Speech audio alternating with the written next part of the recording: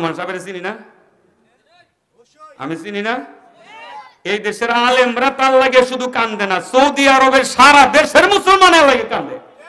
টানা 40 দিন যার জন্য সুখ পালন করছে। আমি ভালোর জন্য বললাম কথাটা, আই আঙ্গুল দিছে হিগায় তো রাজনীতি মনে হলে আবার কুড়ে আইছি না,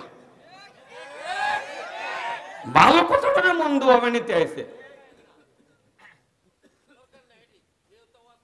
আপনি চুপ করে থাকেন, লাস্টে কথা বলেন বলছি। আমি তো কখনো কারো কথাই কান দেই না, একদম চুপ করে থাকেন, লাস্টে ভুল হলে দূরে আরো ঠিক থাকবো। 100% ঠিক না হলে ছুরি ফুরে যাবো গা, 100% ঠিক না হলে ছুরি ফুরে যাবো গা হ্যান থেকে। মেয়া আপনি এসেন আঙ্গুল দিয়ে বাধা দিতেন, কোন সময় আঙ্গুল দিয়ে বাধা দিয়া আপনারা বাধা রাখতে পারছেন? কে আপনি? আপনিও বসেন, কথা বললেন না এখন। আমি শেষ করার পরে কথা, আমি শেষ করার পরে। একটা মুনাফিক ইদানিং আপনাদের কিশোরগঞ্জ বাইরেছে, এই এলাকায় কি কোনো বিএমপি নেতা আছে না? না আসেনি। আমি একটু কইয়ে দিতাম যে আপনারা এই ফজলুর রহমানটা একটু আটকান, নাইলে আপনাদের বদনাম করে লেব। কারণ জিয়াউর রহমান সাহেবের যে আদর্শ ছিল, উনি ছিলেন ধর্মভীরু, ইসলামের প্রতি অনেক দুর্বল এবং ইসলামী মূল্যবোধে বিশ্বাসী। এই যে এ আইসা এখন বিএনপিতে ঢুকছে, এই ঢুকাই শুরু করছে মুনাফিকি। কি শুরু করছে? মুনাফিকি শুরু করছে। আমি একটু দয়া কইরা বিএনপি নেতারা কমু, আপনারা এর একটু থামান, নাইলে আপনাদের বদনাম হয়ে যাবো। জিয়াউর রহমান সাহেবেরও বদনাম হইব, আপনাদের দলেরও বদনাম হইব। এটা একটু এর থামাইয়া দিন। হ্যাঁ আচ্ছা ভাই সব খুশি হয়েছেন? জি মাশাআল্লাহ।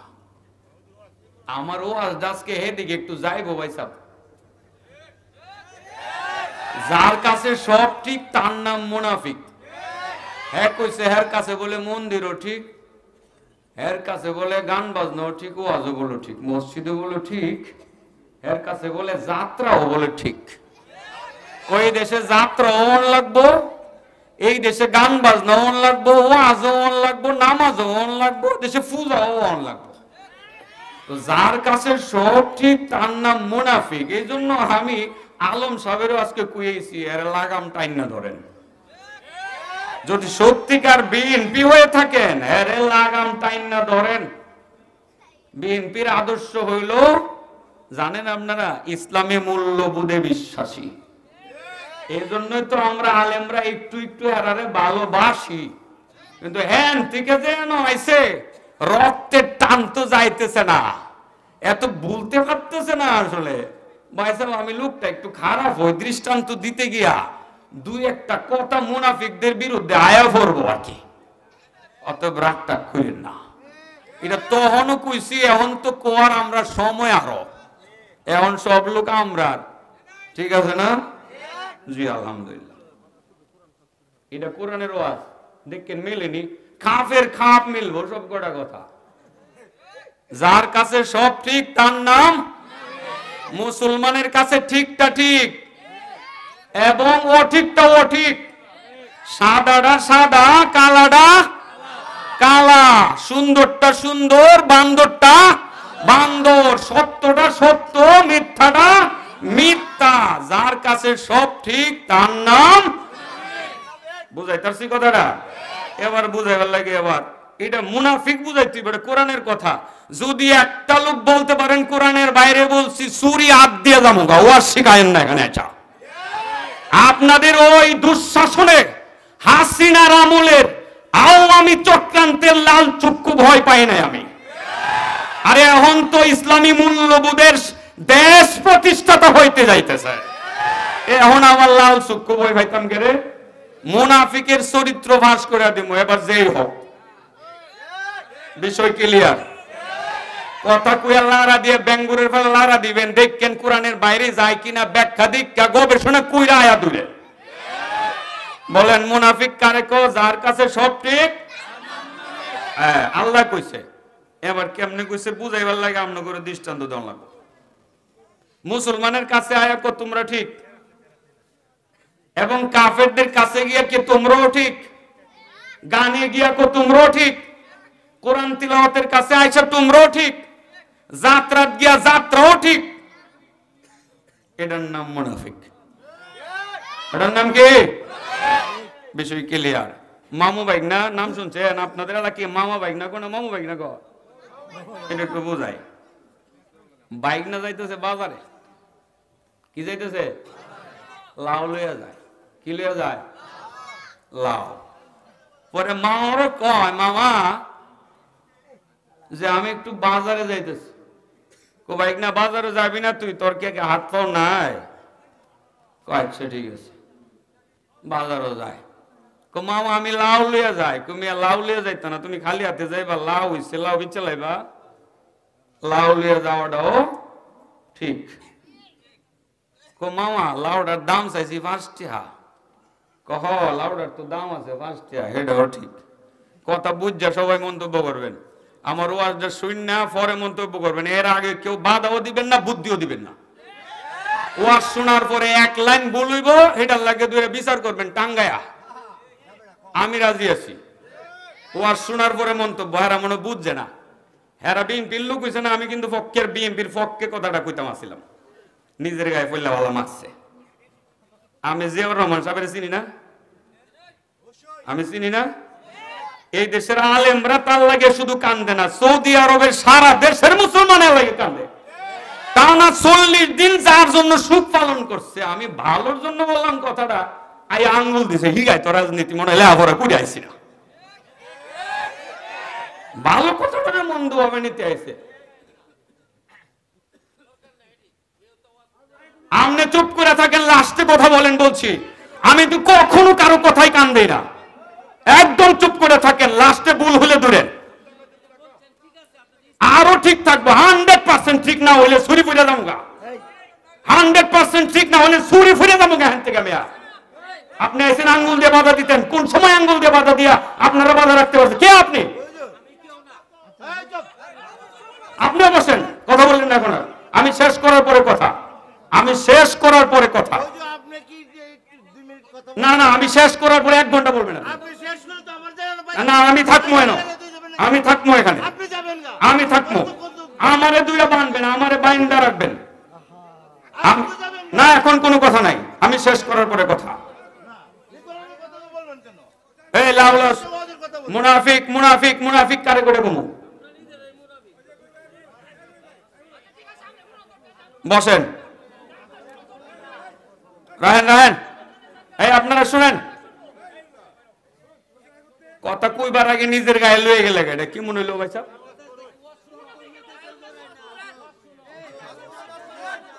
এই আমার দিকে তাকান, আমার দিকে তাকান।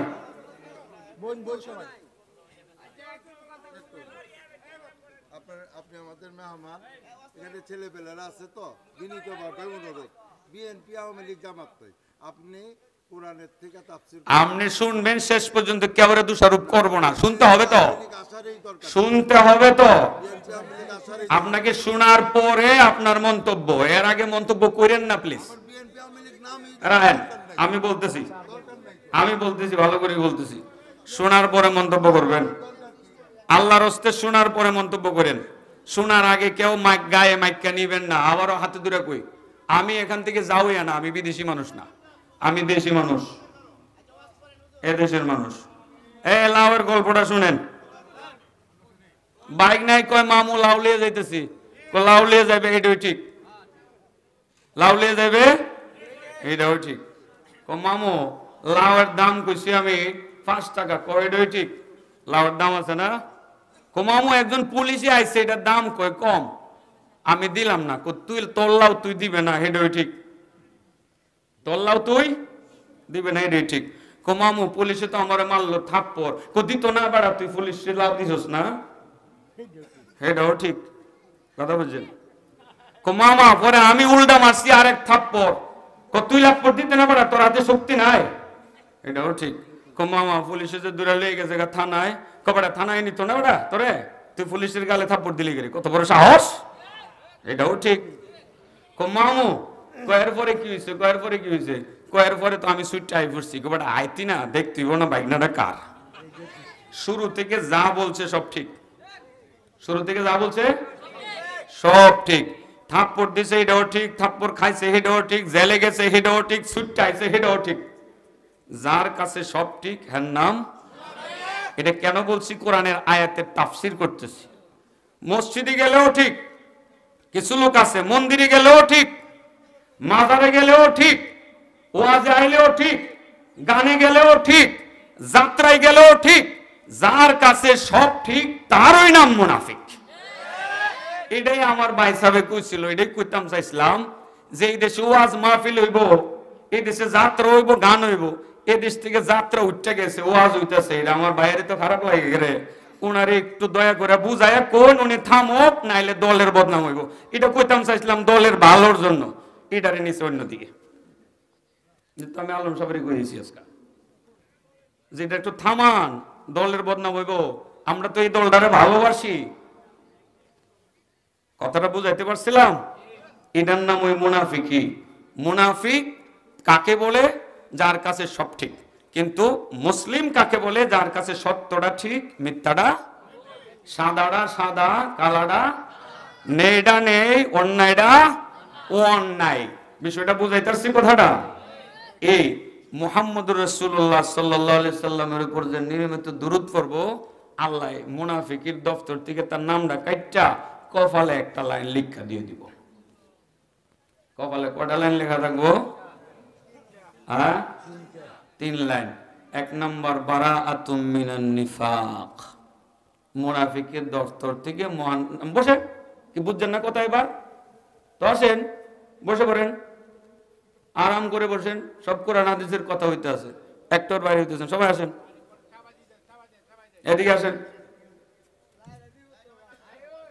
মাঝে মধ্যে ব্যথা লাগে নিজেকে লোকে যখন বাধা হয়ে দাঁড়ায়। এই কষ্টটায় সারাটা জীবন 16টা বছর পর্যন্ত ধরে নিয়ে গেছি আমরা কথা কইয়া। মানে এই যেই লোকগুলো লাগে কথা কইছি, এডি আই আবার নতুন করে জ্বালাইতো। এই কষ্টে আসলে রাগটা উঠে গেছিল। বসেন এদিকে,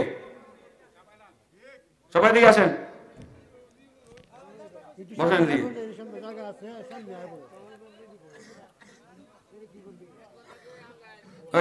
মোনাজাত করে দিতাম, করে দেবো নাকি? মোনাজাত করে দেবো? আপনারা কি কোন করে দেবো? কোনটা যে করবো কোনটা স্যার মুখে যাওয়াই যাচ্ছে না আমরা। হ্যাঁ, জিকির করি লা ইলাহা। না না, ওয়াজ হইতে। হ্যাঁ, আপনি কইছেন মোনাজাত, এইবারটা কোয়াজ, এইবারটা কোয়াজ, কোনটা করবো?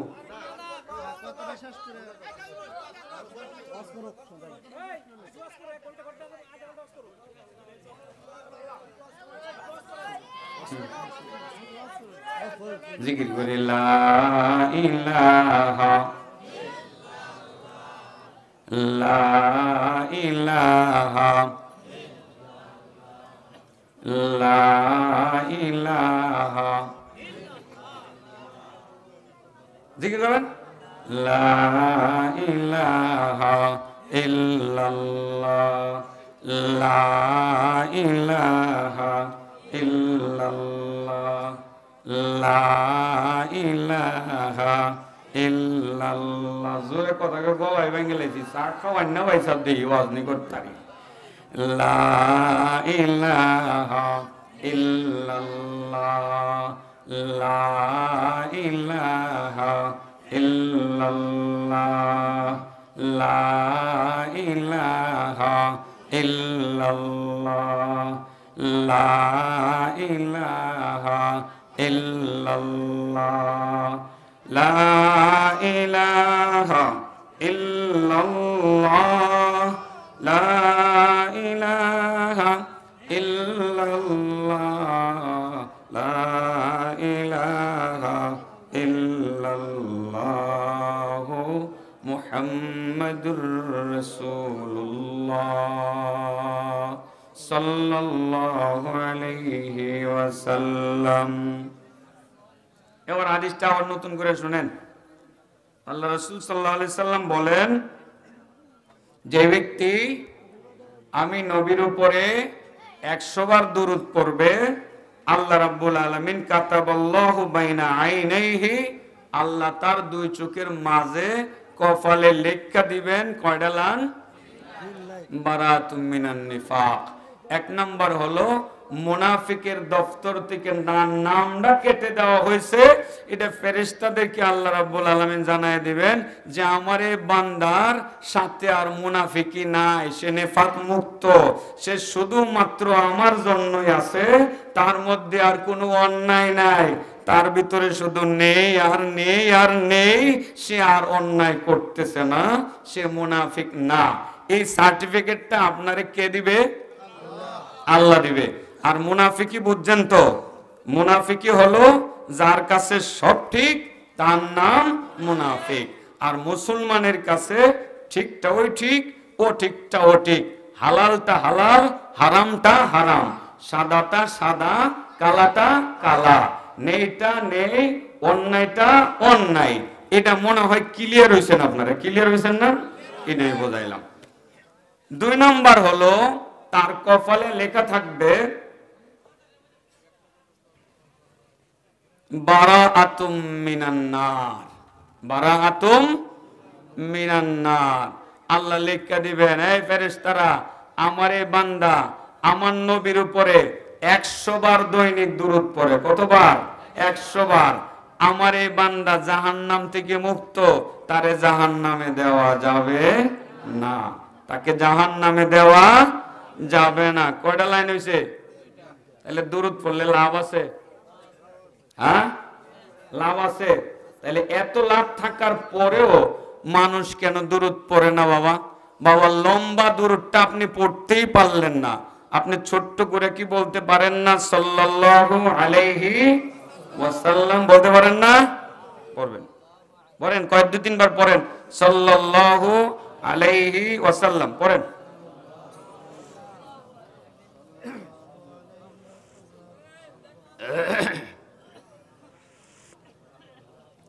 সাল্লাল্লাহু আলাইহি ওয়াসাল্লাম। গলাটা একটু ফিরিয়ে হয়েছে দেখা যায়। একবার দুরূদ পড়লে কয়টা রহমত নাজিল হয়? আর 10 বার দুরূদ পড়লে কয়টা রহমত নাজিল হয়? 100টা।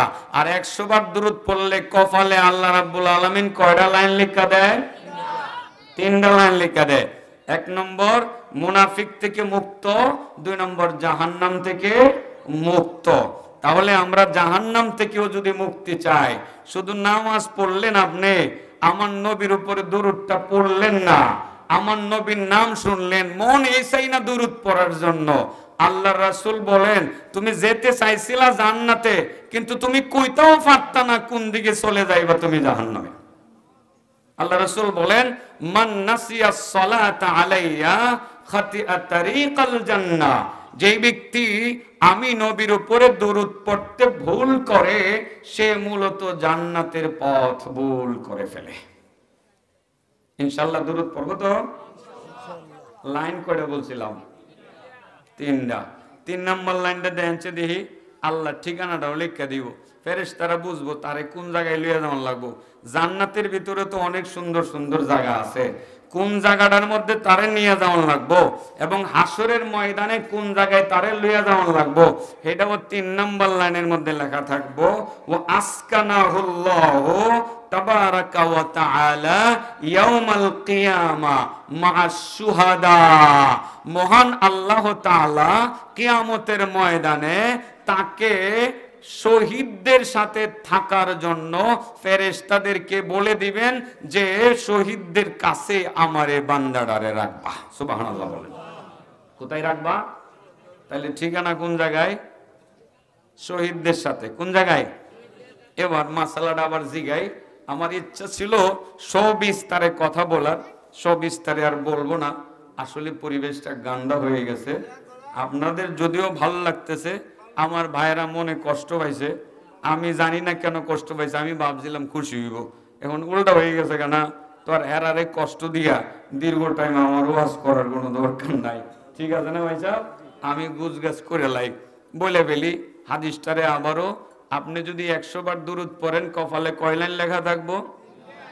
1 নম্বরে জাহান্নাম থেকে মুনাফিকি থেকে মুক্ত, 2 নম্বরে জাহান্নাম থেকে মুক্ত, 3 নম্বরে শহীদদের সাথে হাসর নাসর। 3টা কথা লেখা থাকবো ইনশাল্লাহ। আজ থেকে দুরূদ পড়বো তো ইনশাল্লাহ, দৈনিক কমপক্ষে 100 বার পড়বো। আল্লাহ রাসূল সাল্লাল্লাহু আলাইহি ওয়াসাল্লাম, রাসূল করিম সাল্লাল্লাহু আলাইহি সাল্লামের হাদিস থেকে বোঝা যায় যারা নিয়মিত আমার নবীর উপরে দরুদ পড়বে তাদের ব্যাপারে জিবরাইল আমার নবীর কাছে এসে বলছিলেন, ইয়া রাসূলুল্লাহ, ইয়া হাবিবাল্লাহ, আপনার উম্মত যারা আপনাকে ভালোবেসে আপনার আদর্শ মতে জিন্দেগি যাপন করে, যারা আপনাকে মহব্বত করে দরুদ পাঠ করবে, হাসরের ময়দানে আমি কিন্তু আপনার সেসব উম্মতকে ফুলসেরাত নিজের হাতে পার করিয়ে দিয়ে জান্নাতের গেটে দিয়ে আসবো। মিকাইল বলছিলেন, ইয়া রাসূলুল্লাহ, ইয়া হাবিবাল্লাহ, আপনার উম্মতের মধ্যে যারা আপনার তরিকা মতে চলবে, আপনাকে ভালোবাসবে, আমি কিন্তু হাসরের ময়দানে চরম পানির পিপাসার মুহূর্তে যখন সূর্য মানুষের মাথার কাছাকাছি থাকবে, সূর্যের আলোতে যখন মানুষের মগজ গলতে গলতে নিচে নিক্ষিপ্ত হবে এবং তাদের কলিজা ফেটে চৌচির হয়ে যাবে, পানি পানি বলে চিৎকার করবে, সেদিনকার কঠিন মুহূর্তে আমি আপনার উপরে দরুদ পাঠকারী উম্মতকে দেখা মাত্র চিনব, চেনা মাত্র তার হাতে ধরব, তার হাতে ধরে আমি নিজে হাউজে কাউসার থেকে পানি উঠাইয়া ঠান্ডা পানি পান করাইয়া তার কলিজা ঠান্ডা করে দেব। কয়টা গেছে? 2টা। হযরত ইসরাফিল বলেন, ইয়া রাসূলুল্লাহ, আপনার যেসব উম্মত আপনার উপরে দরুদ পাঠ করবে আমি লক্ষ লক্ষ ফেরেশতা নিয়া হাসরের ময়দানে তার জন্য দোয়া করব। সুবহানাল্লাহ বলেন। আরে হাসরের ময়দানে না, আসমানে তার জন্য দোয়ার আয়োজন করব। যতক্ষণ পর্যন্ত আপনার উপরে দরুদ পাঠকারী উম্মতের গুনাহ মাফ না হবে ততক্ষণ পর্যন্ত আমি থামবো না। আর আজরাইল বলেন, ইয়া রাসূলুল্লাহ, আপনার উম্মত যারা আপনাকে ভালোবাসবে, আপনার তরিকা মতে জিন্দেগি যাপন করবে, মহব্বত করে দরুদ পাঠ করবে, আমি যখন তার জানটা কবজ করতে যাব, মৃদুভাবে আরামদায়ক অবস্থায় জানটা কবজ করে নেব, আপনার উপরে দরুদ পাঠকারী উম্মত কোনো টেরও পাবে না। ইনশাআল্লাহ দরুদ পড়ব তো? শেষ করে দিয়ে এখানে, আল্লাহ মাফ করুক। আমি আসলে বিষয়টা খুব গুরুত্ব দিয়েই আজকে আরেক জায়গাতে একজন মুরব্বীকে বলে আসছি যে আপনি দয়া করে আমার কথা সালাম দিয়া আলম সাহেবরে বললে আসেন, ওনারে যাতে থামায়া দেয়। এটা ভালোর জন্য বলতে চাইছিলাম। এটা না আমার ভাইরা ভালোভাবে হয়তো নেই নাই আর কি, করার কিছু নাই, যদি না নিয়ে থাকেন এটা আপনাদের ব্যাপার। আমার দিলের উদ্দেশ্যটা ভালো ছিল, আপনাদের উদ্দেশ্যটা কেমন ছিল এবার আমি জানি না, আপনাদের মনের খবর। আমি ভালো উদ্দেশ্য বলছি, এই দেশটা যাতে করে বিগত দিনের মতো না হয় সেই জন্য বলা। কারণ বিগত দিনে যা হয়েছে আর আমাদের দেশটা যাতে এরকম না হয় সেই জন্য মূলত বলছিলাম। তো এর দ্বারা যদি কেউ কষ্ট পায় থাকেন ক্ষমার দৃষ্টিতে দেখবেন, আল্লাহ মাফ করুক। দোয়াটা আমার মনে হয় আমি না করলেই ভালো হয়। আজকে দোয়াটা আজকে ইমাম সাহেব করে দিব, আমি একটু যাই হই নাকি চাচা করে দিবেন? দোয়াটা আমি আমারই করণ লাগবো। আচ্ছা, তাবারকের ব্যবস্থা আছে তো সবাই দয়া করে একটু তাবারক নিয়ে যাবেন তো, একটু কাতার করে বসে পড়েন, কাতার করে বসে পড়েন। জি, কাতার করে বসেন, কাতার করে বসেন, জি কাতার করে বসেন। জি জি, দরুদ শরীফ পড়ি। আল্লাহুম্মা সাল্লি আলা মুহাম্মাদি ওয়া আলা আলা ইব্রাহিম ওয়া আলা আলি ইব্রাহিম ইন্নাকা হামিদুম মাজিদ। اللهم بارك على محمد وعلى آل محمد كما باركت على إبراهيم وعلى آل إبراهيم إنك حميد مجيد। সবাই একটু একটু একটু বাবারা একটু একটু শৃঙ্খলাবদ্ধভাবে বসেন। ওনারা আপনাদের জন্য একটু একটু হাদিয়া নিয়ে আসছে, হাদিয়াটা আপনারা নিয়ে যাবেন। রব্বানা যালামনা আনফুসানা ওয়া ইল্লাম তাগফির লানা وترحمنا لنكونن من الخاسرين ربنا آتنا في الدنيا حسنة وفي الآخرة حسنة وقنا عذاب النار ربنا اغفر لنا ولإخواننا الذين سبقونا بالإيمان ولا تجعل في قلوبنا غلا للذين آمنوا ربنا إنك رؤوف رحيم رب ارحمهما كما ربياني صغيرا رب ارحمهما كما ربياني صغيرا اللهم إنك عفو كريم تحب العفو فاعف عنا يا كريم اللهم يا أول الأولين ويا آخر الآخرين ويا ذا القوة المتين ويا راحم المساكين يا خير الحافظين يا خير الناصرين يا أرحم الراحمين আয় আল্লাহ মাবুদ গভীর রাত্রে আমরা কতিপয় বান্দা তোমার শাহী দরবারে হাত উঠাইছি পর্দার আড়ালে মা বোনেরা আছে মাবুদ পরওয়ারদিগারে আলম ভুল ত্রুটি তুমি প্রথমে মাফ করো ও আজের মজলিসে মাবুদ দিনই কথাবার্তায় ভুল ত্রুটি হয়ে গেছে মানুষ হয়তোবা বিশৃঙ্খলার কারণে কথাগুলো বুঝতে পারে না মাবুদ আয় আল্লাহ আমাদের এই ভুল ত্রুটিগুলো তুমি ক্ষমা করো আল্লাহ আল্লাহ যে কথাগুলো বলছি প্রথমেই বুঝে সবাইকে আমল করার তৌফিক দাও আল্লাহ আয় আল্লাহ রব্বে কারীম আত্মীয় স্বজন যারা কবরবাসী হয়ে গেছেন কাছের মানুষগুলো যারা কবরবাসী হয়ে গেছেন আয় আল্লাহ বিশেষ করে অত্র এলাকার যত মুর্দেগান মাটির নিচে শুয়ে আছেন গো আল্লাহ বাবা হারা সন্তান অনেকে হাত উঠাইছি আমরা মা হারা সন্তানরাও হাত উঠাইছে আয় আল্লাহ রব্বে কারীম পরওয়ারদিগার